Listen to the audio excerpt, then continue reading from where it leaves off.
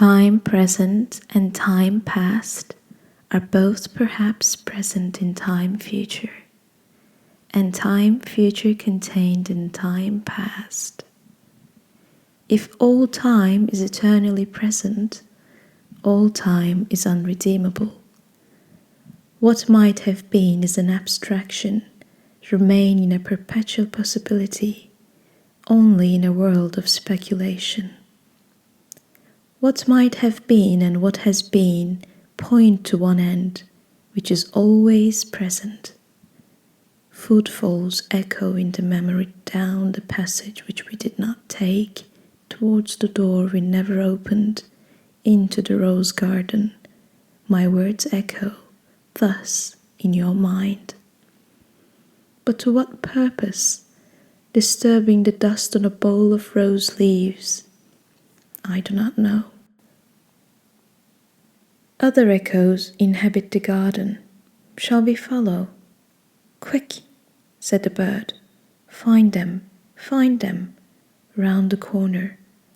Through the first gate, into our first world, shall we follow the deception of the thrush into our first world. There they were, dignified, invisible, moving without pressure over the dead leaves, in the autumn heat, through the vibrant air, and the bird called in response to the unheard music hidden in the shrubbery, and the unseen eye-beam crossed, for the roses had the look of flowers that are looked at. There they were as our guests, accepted and accepting. So we moved, and they, in a formal pattern, along the empty alley into the box circle to look down into the drained pool. Dry the pool, dry concrete, brown-edged, and the pool was filled with water out of sunlight, and the lotus rose, quietly, quietly. The surface glittered out of heart of light, and they were behind us, reflected in the pool. Then a cloud passed, and the pool was empty. Go, said the bird, for the leaves were full of children, hidden excitedly, containing laughter. Go, go, go, said the bird. Humankind cannot bear very much reality. Time past and time future, what might have been and what has been, point to one end, which is always present. Garlic and sapphires in the mud clot the bedded axle tree. The trilling wire in the blood sings below inveterate scars, appeasing long-forgotten wars. The dents along the artery, the circulation of the lymph, are figured in the drift of stars. Ascend to summer in the tree. We move about the moving tree, in light upon the figured leaf, and here upon the sodden floor. Below, the boarhound and the boar pursue their pattern as before, but reconciled among the stars.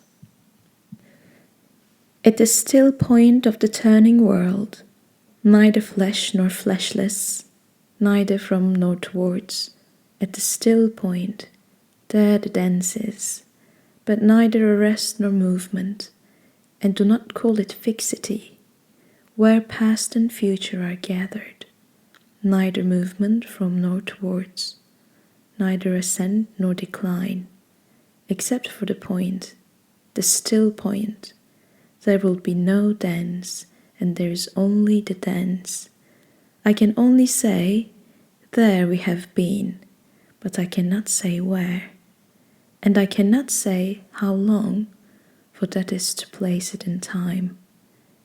The inner freedom from the practical desire, the release from action and suffering, release from the inner and the outer compulsion, yet surrounded by a grace of sense, a white light still and moving. Arabong without motion, concentration without elimination, both a new world and the old made explicit, understood in the completion of its partial ecstasy, the resolution of its partial horror, yet the enchainment of past and future, woven in the weakness of the change in body, protects mankind from heaven and damnation, which flesh cannot endure. Time past and time future allow but a little consciousness. To be conscious is not to be in time, but only in time can the moment in the rose garden, the moment in the arbor where the rain beat, the moment in the draughty church at Smokefall be remembered, involved with past and future. Only through time, time is conquered.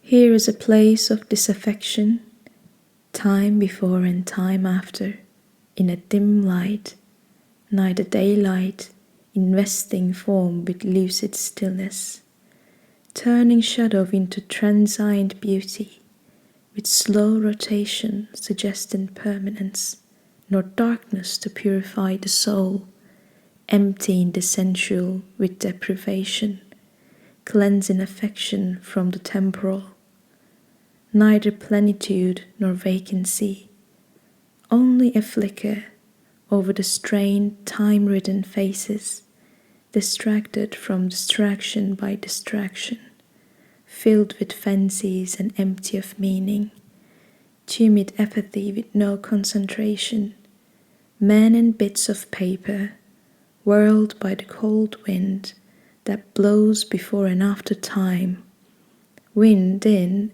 and out of unwholesome lungs, time before and time after, eructation of unhealthy souls into the faded air, the torpid driven on the wind that sweeps the gloomy hills of London, Hampstead and Clerkenwell, Kempton and Putney, Highgate, Primrose and Ludgate.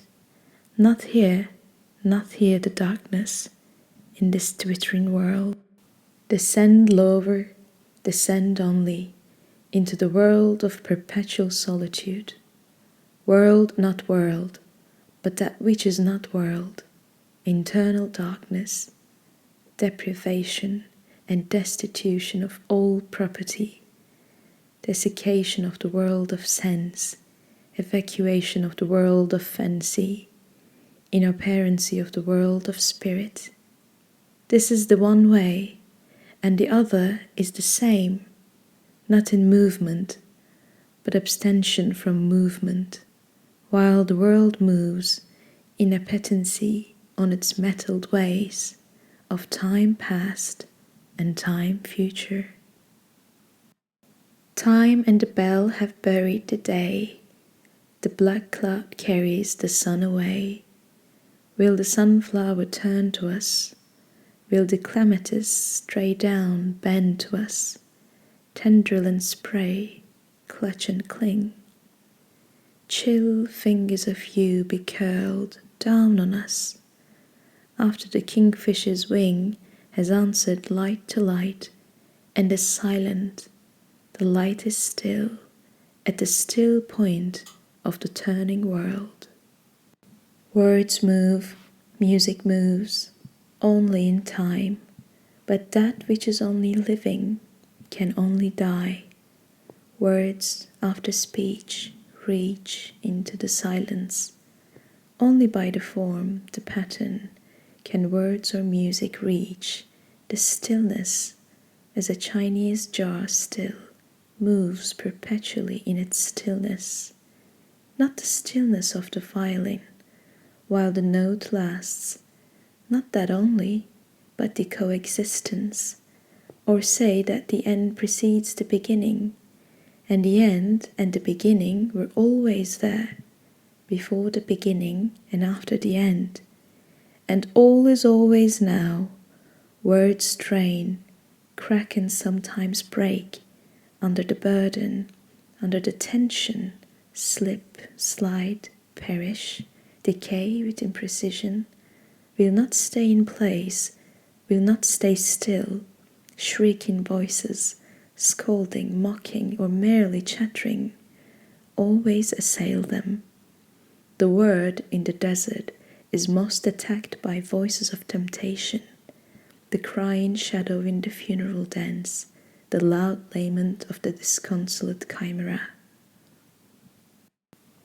The detail of the pattern is movement, as in the figure of the 10 stairs. Desire itself is movement, not in itself desirable. Love is itself unmoving, only the cause and the end of movement, timeless and undesiring, except in the aspect of time, caught in the form of limitation between unbeing and being, sudden in a shaft of sunlight. Even while the dust moves, there rises the hidden laughter of children in the foliage. Quick now, here, now, always. Ridiculous to waste sad time, stretching before and after.